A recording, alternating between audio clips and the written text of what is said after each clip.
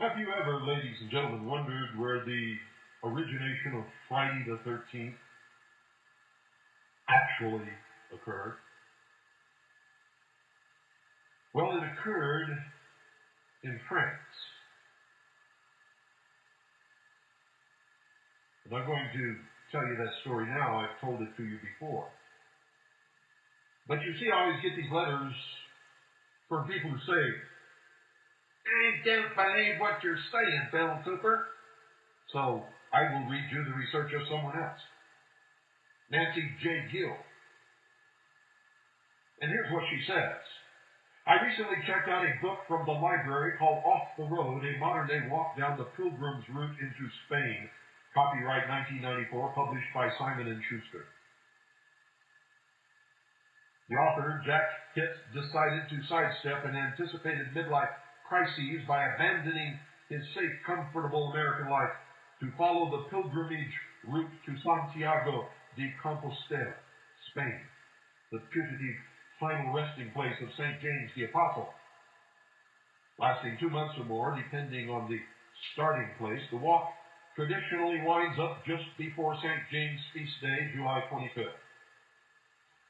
Along the route of Europe's oldest form of packaged tour, he encountered a varied cast of characters and a host of legends, and one in particular caught my eye. And this is the story. The King of France at the turn of the 14th century was known as an uncommonly handsome man. He was called Philippe le Bel, the Beautiful. Philip the Beautiful. An ironic epithet for a king of Gothic pitilessness. Because of the French king's constant financial problems, relations between Paris and Rome had degenerated into a ludicrous state of affairs. The Beautiful had exhausted all the usual medieval methods for balancing the books. He had stolen all the property that he could. He had arrested all the Jews and taken their wealth. He had devalued his currency. So as a last resort, he tried to tax the church. But Pope Boniface VIII was a fat and dissolute pontiff. One contemporary described him as nothing but eyes and tongue in a holy, putrefying body, a devil. The Beautiful himself openly referred to him as your fatuity, but Boniface knew the rules of the game as well. And this is the true story, ladies and gentlemen, of the Beauty and the Beast. At the end of the story is the hopeful reunion between all of these warring factions, some beautiful, some ugly, but absolutely necessary to bring the world together into one. The Beautiful himself openly referred to him as your fatuity. Can you imagine that? Calling the Pope such a name? In retaliation for France's new fiscal arrangements, the Pope issued a dictum forbidding the taxation of the clergy. And here you have a rock and a hard spot.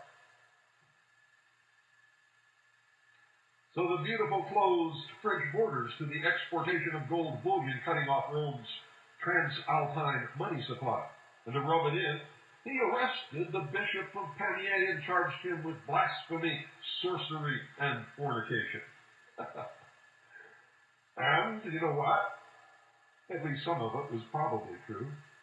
So the Pope issued a bull condemning the arrest and revoked some of the Beautiful's papal privileges. Well, Philippe le Bel burned his copy of the bull in public.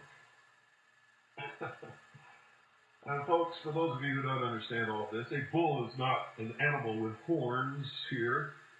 A bull issued by the Pope is an order, as a matter of fact, an edict, if you will. The Pope, in turn, delivered a stinging sermon filled with ominous warnings that the church was a creature with one head, not a monster with two. And the Beautiful issued charges in absentia against the Pope himself, alleging blasphemy, sorcery, and sodomy. Fornication wasn't big enough for the Pope. It had to be sodomy. The Pope, in turn, excommunicated the beautiful. Now, that's a real serious thing in those days, folks. He compared the French to dogs and hinted that they lacked souls. His nuncios leaked a rumor that the pontiff might well excommunicate the entire country. Sound a little like your children at play in the backyard? The peasants were stirred by such threats, and the beautiful quickly grasped that revolution was a better future to them than excommunication, so he acted fast, dispatching an army to Anagni, where the Pope was staying. He placed the 86-year-old pontiff under house arrest. The locals, however, managed to save him, but a month later, Boniface passed away. Some allege that he succumbed to shock at the outrage.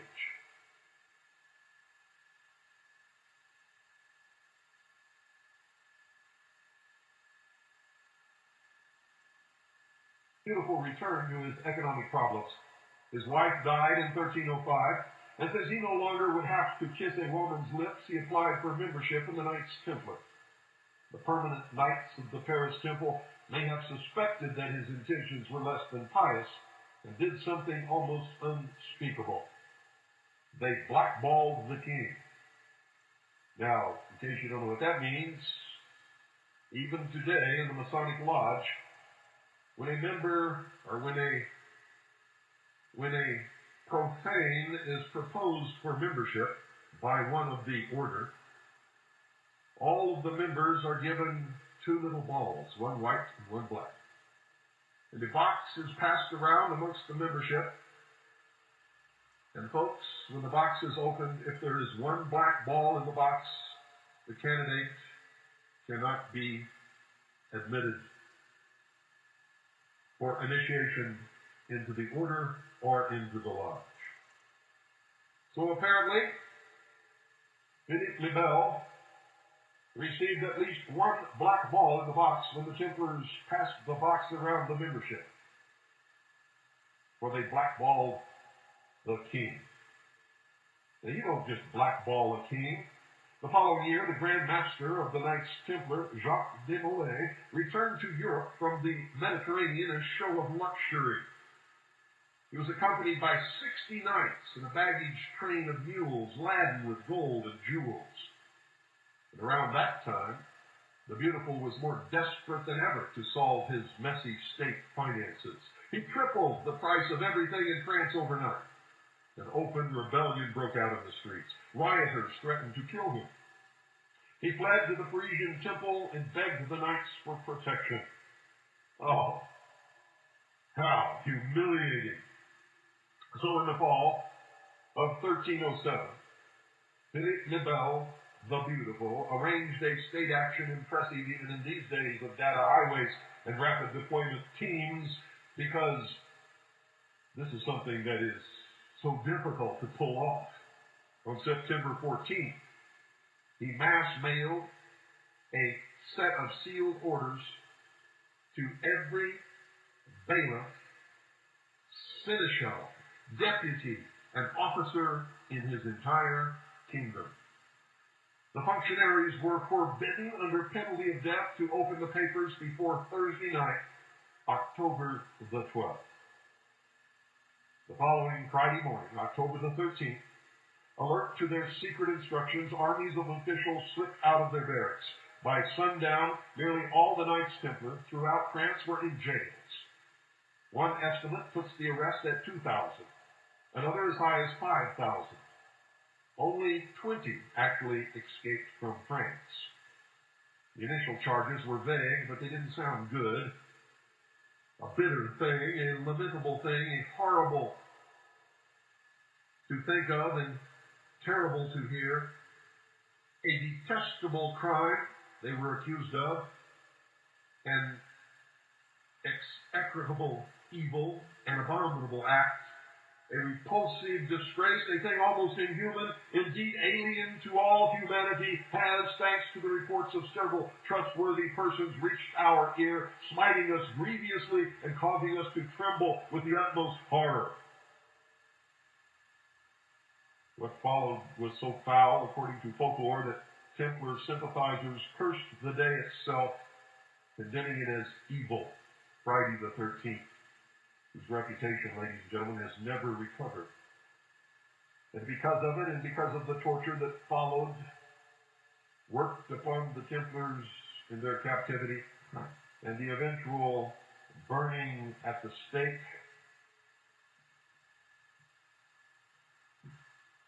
of almost all of them, including their Grand Master, Jacques de Molay, the Templars who had fled France, and all of the Templars who were residing or traveling or happened to find themselves in other countries at the time, went underground, moved into the various fraternal orders that existed at that time, rose to the top and took them over.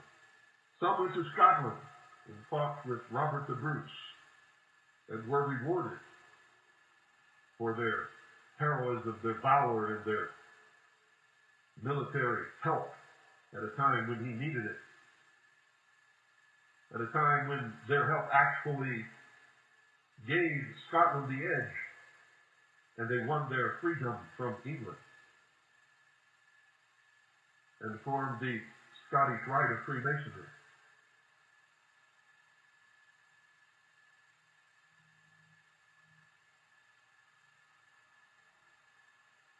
The Templars have vowed, ladies and gentlemen,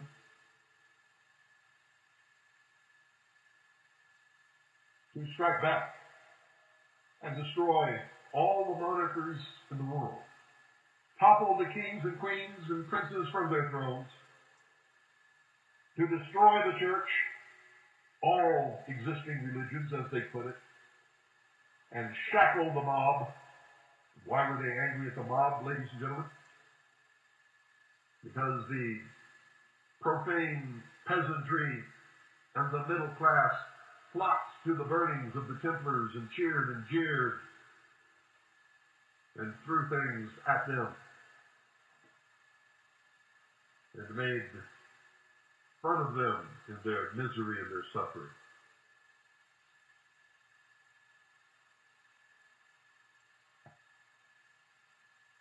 And that, ladies and gentlemen, is the origin of Friday the 13th.